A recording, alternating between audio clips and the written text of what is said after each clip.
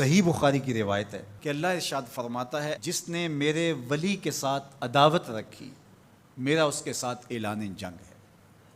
تو پھر کتنا حساس معاملہ ہو گیا جب ولی کی عداوت، ولی کی دشمنی اللہ سے دشمنی قرار پائی کہ اب اس کا میرے ساتھ اعلان جنگ ہے، تو اب پھر ہمارے لیے ضروری ہو گیا کہ ولی کو پہچانے کہ ولی ہے کون، کہیں ہم اس کی مخالفت نہ کر بیٹھیں اور ہم اللہ جل شانہ کے قہر و غضب کا شکار نہ ہو جائیں۔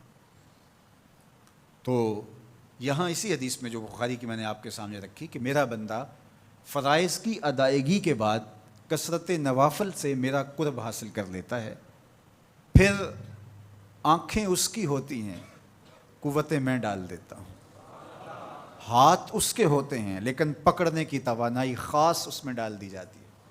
فَكُنْتُ سَمْعَهُ الَّذِي يَسْمَعُ بِهِ، کان اس کے ہوتے ہیں لیکن وہ میری اس دی ہوئی خاص قوت سے سنتا ہے۔ ہاتھ اس کے ہوتے ہیں لیکن پکڑائی کی قوت خاص طور کے اوپر میں اس میں ڈال دے۔ پاؤں اس کے ہوتے ہیں لیکن وہ میری عطا کردہ خاص قوت سے چلتا ہے۔ آصف بن برخیہ آنے واحد کے اندر تخت بلقیس لے آیا کہ نہ لے آیا؟ قرآن نے بیان کیا نا، آنے واحد میں 1 مہینہ جاتے ہوئے لگتا تھا، 1 مہینہ آتے ہوئے لگتا تھا۔ حضرت سلیمان علیہ السلام نے کہا کہ بلقیس آ رہی ہے، بس وہ شہر سے باہر پہنچ گئی ہے، تو کوئی ہے جو اس کا تخت لے کر آئے، اس کے آنے سے پہلے حاضر کر دے۔ اور وہ تخت مکفل کر کے آئی تھی، 60 ہاتھ چوڑا تھا، 80 ہاتھ لمبا تھا اور کئی ہاتھ موٹا تھا۔ تو کہا کوئی ہے جو اس کے آنے سے پہلے لے آئے؟ قال عفریت من الجن، ایک جن کھڑا ہو گیا، کہا حضور میں لے آتا ہوں۔ کب لاؤ گے؟ کہا کہ مجلس برخاست ہونے سے پہلے پہلے تخت آ جائے گا۔ بڑی بات تھی، لیکن سلیمان نے کہا نہیں، مجھے اس سے بھی پہلے چاہیے۔ کیا شان ہے، پیغمبر تھے، کہا مجھے اس سے بھی پہلے چاہیے۔ تو پھر کیا ہوا؟ قرآن پڑھیے، قال الذی عندہ علم من الکتاب، جس کے پاس کتاب اللہ کے علم کا کچھ حصہ تھا۔ زبور ساری کا عالم نہیں تھا، زبور کی کچھ آیتوں کا عالم تھا۔ اس نے کہا انا آتی کا بہ، جی حضور میں لے آتا ہوں۔ یہ تو دوپہر تک لا رہا ہے، تم کب لاؤ گے؟ کہا قبل ان یرتد الیک طرفک، آپ آنکھ بعد میں جھپکیں گے، تخت پہلے پڑا ہوگا۔ یہ قرآن نے کہا ہے نا۔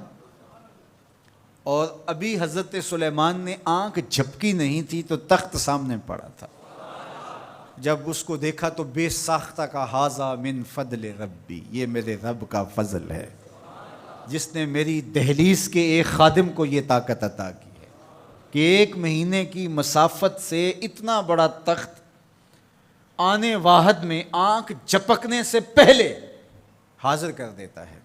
آنا آتی کا بے ہی، لفظ سنیے، آنا میں، آتی کا آتا ہوں، بے ہی اس کو ساتھ لے کے، یعنی میں ابھی گیا اور ابھی آیا اور تخت بھی لے آیا، اور وہ وہاں سے غائب بھی دکھائی نہیں دیا اور تخت بھی وہاں موجود تھا۔ اور حضرت سلیمان نے کہا کہ یہ میرے رب کا فضل ہے، اور اس کہانی کو میرے رب نے قرآن میں بیان فرمایا۔ جو کرامات پچھلے انبیاء علیہم السلام کی امتوں کے اولیاء کو حاصل تھیں، وہ اس امت کے اولیاء کو بھی حاصل ہو سکتی ہیں۔ جس طرح حضور نبیوں سے افضل ہیں، حضور کی امت باقی امتوں سے، اور حضور کی امت کے اولیاء باقی امتوں کے اولیاء سے افضل ہیں۔ تو جب ان کی یہ کرامت ہو سکتی ہے کہ آنے واحد میں تخت بلقیس لا سکتے ہیں، تو اگر اس امت کے کسی ولی کی ایسی کرامت بیان کی جائے تو اس میں طبیعت میں بے چینی کیوں پیدا ہو؟ یہ تو حضرت سلیمان کی امت کے ولی کو بھی اللہ کمال دیا ہے، تو محمد عربی کے غلام کو کیوں نہیں دے سکتا؟ تو جو حضرت شاہ نقشبند بخاری علیہ رحمہ کا ذکر کیا جاتا ہے کہ جب آپ کی خادمہ کو اور آپ سے عقیدت کا دھم بھرنے والی خاتون کو کابل میں محل کی چھت سے دھکا دے دیا گیا، اور جب وہ نیچے پہنچی تو حضرت شاہ نقشبند بخاری علیہ رحمہ نے اس کو جو ہے وہ آسانی کے ساتھ زمین پہ رکھ دیا، تو حیرت سے آنکھیں پھٹی رہ جاتی ہیں اور پوچھتی ہیں کہ آپ کب آئے؟ آپ تو بخارے میں تھے۔ تو برجستہ بولتے ہیں تو از چبارہ آمدی من از بخارا آمدن، تو چبارے سے چل پڑی تھی، میں بخارے سے چل پڑا تھا۔ تو یہ حضور کے غلاموں کی شان ہے، اور یہ کوئی جو ہے وہ بعید نہیں ہے۔ باقی رہی بات یہ عقل نہیں مانتی، تو معجزہ اور کرامت ہوتے ہی وہی ہیں جو عقل انسانی کو عاجز کر دیں۔ جو عقل میں آ جائے وہ تو فن ہوگا۔ ما یعجز بہ العقل عقل کی جہاں پہنچ نہ ہو، جو ظاہری اسباب سے ماورا ہو، جو چیزیں ما فوق الفطرت ہوں، تو انہیں ہی تو کرامت، قدرت یا معجزہ کہا جاتا ہے. اور اگر وہ عقل اور فہم اور ادراک میں آ جائیں تو پھر جو ہے وہ کیا ہو. تو اس کی نظیر ہمارے پاس قرآن میں موجود ہے. اب اللہ کا ولی کون ہوگا؟ حضور علیہ السلام سے پوچھا گیا، ابن مردوی اور باقی لوگوں نے روایت کیا کہ حضور ولی کون ہے؟ تو حضور علیہ السلام نے ارشاد فرمایا، اذا رؤوا ذکر اللہ، جس کو دیکھو خدا یاد آ جائے، جس کو دیکھنے سے رب یاد آ جائے، جس شخص کی صحبت میں بیٹھ کے رغبت دنیا کم ہو اور رغبت آخرت بڑھ جائے، اس کی صحبت غنیمت سمجھ. اچھا، قرآن نے جو ولی کی علامت بیان فرمائی وہ یہ ہے، الذین آمنوا وکانوا یتقون، یعنی ولی کی جو علامتیں ہیں وہ ایمان اور تقوی ہے.